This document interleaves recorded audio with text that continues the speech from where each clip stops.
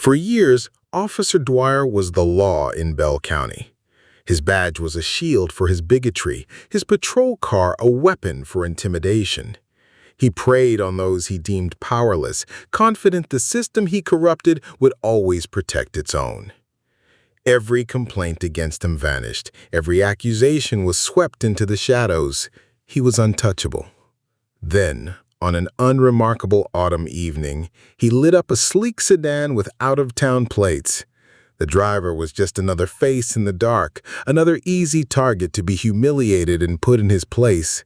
But as Dwyer's flashlight beam swept over the calm, composed man in an expensive suit, he sensed a flicker of something wrong, a complete absence of fear.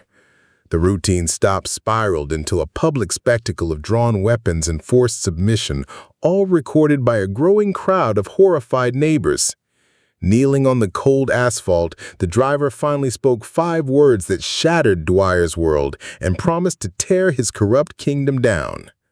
"I am your new police chief." The autumn sun bled orange over Bell County, casting long, distorted shadows that seemed to cling to the corners of the neat ranch-style homes.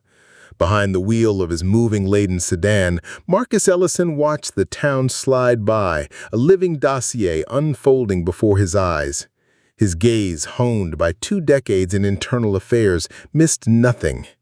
The territorial clustering of mayoral campaign signs, the subtle tension in the shoulders of children who stopped their basketball game to watch his unfamiliar car pass. Their instinctive pause spoke volumes about the relationship between this community and the police force he was about to command. "The first step to real change," he rehearsed to the quiet interior, his voice a low rumble, "is acknowledging where we stand today." The boxes in his back seat, filled with case files, commendations, and family photos, shifted as if in agreement. His practiced words were cut short by the sudden, violent explosion of red and blue light in his rearview mirror. The familiar adrenaline spike was immediate, a conditioned response no amount of authority could fully erase. 20 years wearing a badge hadn't changed the primal reality of being a black man pulled over. He guided the car to the shoulder, gravel crunching like bones under the tires. Through the side mirror, he watched the officer emerge, tall, broad-shouldered, moving with the cocksure swagger of unchallenged dominion. The nameplate read Dwyer. His hand rested casually on his holstered weapon, a gesture that hovered between procedure and threat. The flashlight beam raked across Marcus's face, despite the lingering daylight. "License and registration. You were driving erratically back there, failed to signal." "Good evening, officer. I'd be happy to provide those. Would you like me to reach for them now?" Dwyer's jaw tightened at the composure. "Step out of the vehicle." He took a step back, widening his stance. "Officer Dwyer, I want to comply, but I'd like to understand why you need me to exit for a routine stop." "I said step out. You got a lot of boxes in there, looking awful suspicious." The situation was deteriorating on a well-worn path. Another patrol car arrived, then another. The darkening street became a strobing arena of urgent light. From nearby houses, phones emerged, like a digital jury recording the spectacle. "Hands where I can see 'em. Both hands on the wheel now," Dwyer barked. "Officer, I have identification that will explain everything." "Shut it!" The flashlight beam jabbed aggressively into the car's interior. "Dispatch, I need additional units, possible 1031, drivers being uncooperative." The lie was casual, practiced. Marcus's heart hammered, but his will remained steel. He saw a teenage girl in a yellow hoodie, her phone steady, her expression grim. "Kneel out on the slowly." "Keep your hands where I can see 'em," Dwyer's command was followed by the lethal metallic click of his service weapon being drawn and aimed. With deliberate slowness, Marcus opened the door. The cool evening air felt like a slap. "Kneel on the double yellow line," Dwyer gestured to the road with his gun. "Hands behind your head, fingers interlocked." The asphalt was rough and unforgiving. He lowered himself, the posture a deliberate tool of humiliation. His pressed slacks were the least of his concerns. He could feel the weight of dozens of eyes, the silent judgment of the cameras. 4 more officers formed a semicircle around him, their weapons adding to the overwhelming display of force. "Listen carefully," Marcus said, his voice clear and carrying. "In my left breast pocket, you'll find—" "Nobody told you to speak." Dwyer moved closer, his boots scraping the road. "You think you can just roll throughout town in a car that's obviously not yours and start giving orders?" A woman's voice called from a porch. "This ain't right. He ain't done nothing." "Get back inside, ma'am." "Running the plates now," another officer announced. "Coming back clean, registered to Marcus Ellison." "Probably hot registration," Dwyer cut in, uninterested in the truth. Dwyer circled him, a predator toying with prey. "You know what I think? I think you're trying awful hard to sound educated for someone who just stole a nice car." "My credentials are in my left breast pocket," Marcus repeated, ensuring the microphones picked it up. "What did I say about talking?" Dwyer snapped, his breath smelling of coffee and mint. "You don't seem to understand. I give the orders. You follow them." The ginger-haired officer, Peterson, spoke up, his voice uneasy. "Chuck, maybe we should check his ID first. The registration matches." "You questioning my judgment, Peterson?" Dwyer's voice was dangerous. "I know a situation when I see one." The crowd was growing restless, their murmurs swelling into angry protests. Dwyer moved behind Marcus, handcuffs jingling. "All right, Mr. Proper Speech. Time to go downtown." His voice carried a vile smirk. "Some people just need to learn respect for the law. Isn't that right, boy?" As Dwyer's fingers closed around his wrist to cuff him, Marcus shifted slightly. His voice, when it came, was not loud, but it carried an absolute, quiet authority that froze the entire street. "I am your new police chief." The words hung in the air, silencing the crowd, the officers, the very night. Dwyer's grip loosened. "What did you say?" "I am Marcus Ellison, Chief Marcus Ellison. My credentials are in my left breast pocket, exactly where I've been telling you they are for the past 10 minutes. The silence was profound, broken only by the whir of phone cameras zooming in. Peterson was the first to move, stepping forward, his hand dropping from his weapon. "Chief Ellison? From Atlanta Internal Affairs?" "The same. I believe Mayor Thompson sent out a department-wide memo last week about my arrival." Dwyer's face cycled through shades of crimson and ash. "You're lying. This is some kind of trick." "Check my credentials." Peterson, his hands trembling, took the badge and ID Marcus slowly offered. "Oh God, he's the new chief!" A wave of vindication rippled through the crowd. Someone clapped, others laughed in disbelief. "Officer Peterson," Marcus said, rising slowly and brushing the gravel from his knees. "Please secure my vehicle." He finally turned to face Dwyer, who looked like a man witnessing his own execution. "Officer Dwyer, we will have a conversation about procedure, probable cause, and several other matters. That conversation will take place in my office first thing tomorrow morning.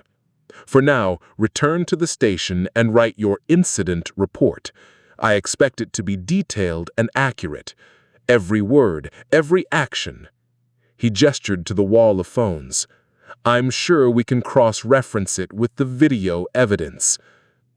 The fluorescent lights of the Bell County PD buzzed like angry insects. The night dispatcher's eyes bulged as he walked in.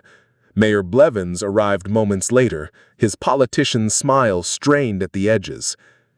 "Chief Ellison, what an unexpected pleasure, though not quite the welcome we planned," Blevins said, steering Marcus toward his new office. "Let's discuss this unfortunate misunderstanding in private." "Misunderstanding? Is that what we're calling it?" Inside the sparse office, Blevins turned on the charm. "Officer Dwyer is a bit zealous, but his heart's in the right place. We're a peaceful community. We handle things differently here. I was forced to kneel on a public street at gunpoint. Would you call that a hiccup?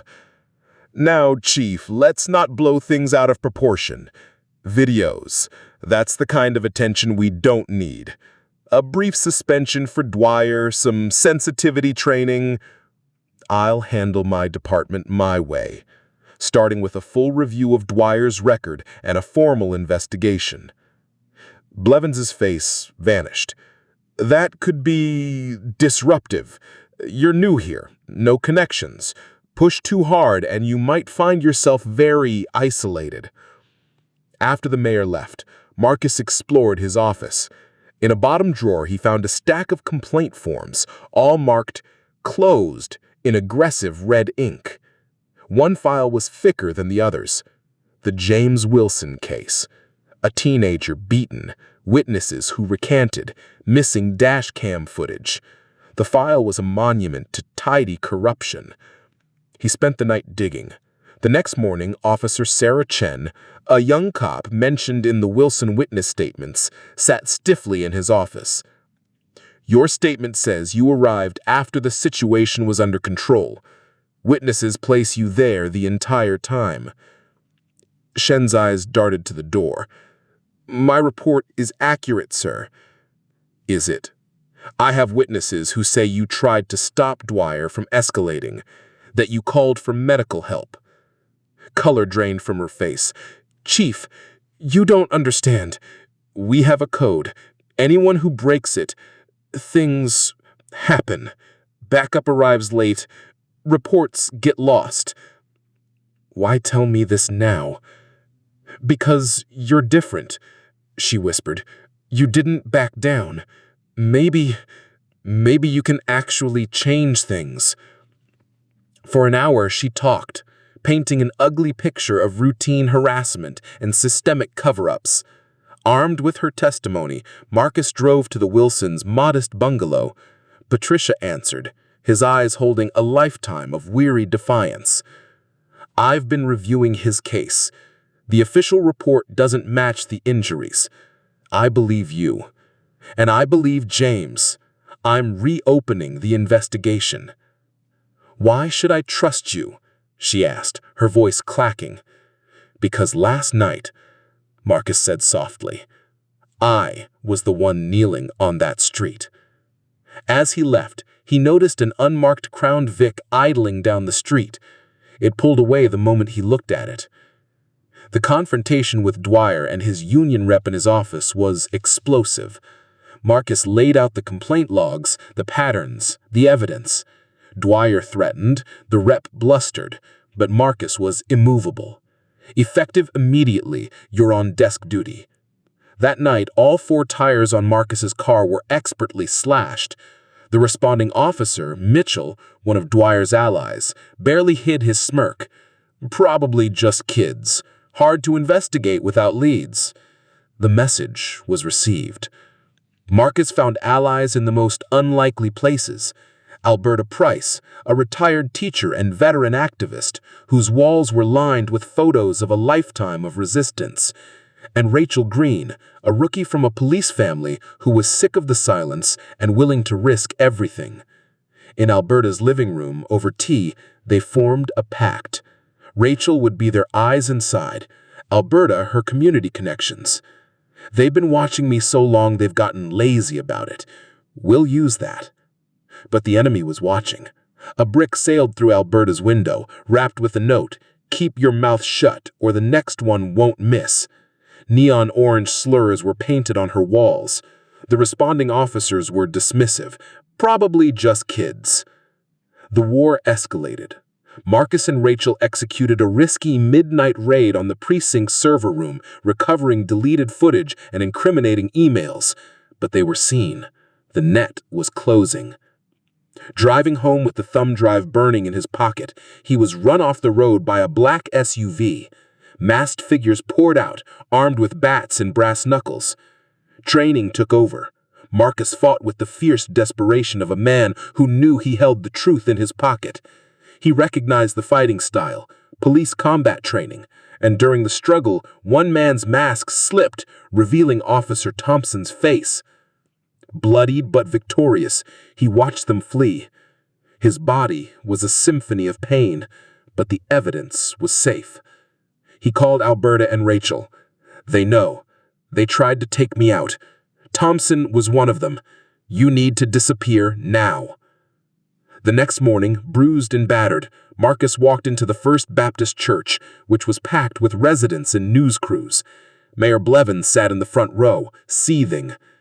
I called this meeting, Marcus began, his bruised face a testament to the cost of truth, because the people of Bell County deserve to know. Blevins tried to stop him, but it was too late. Marcus plugged in the thumb drive. The giant screen lit up with the damning dashcam footage of James Wilson's beating, followed by the evidence room video of Dwyer and others deleting files, with the mayor's voice clearly instructing them to make sure it's all gone. The church erupted. As state troopers from the Attorney General's office moved in to arrest Blevins, Dwyer, and the others, Marcus finally felt the weight begin to lift. A week later, in a town hall meeting in the community center, he stood beside Alberta and a newly promoted Sergeant Green, outlining a new vision for the department: oversight, transparency, and community. Afterward, the crowd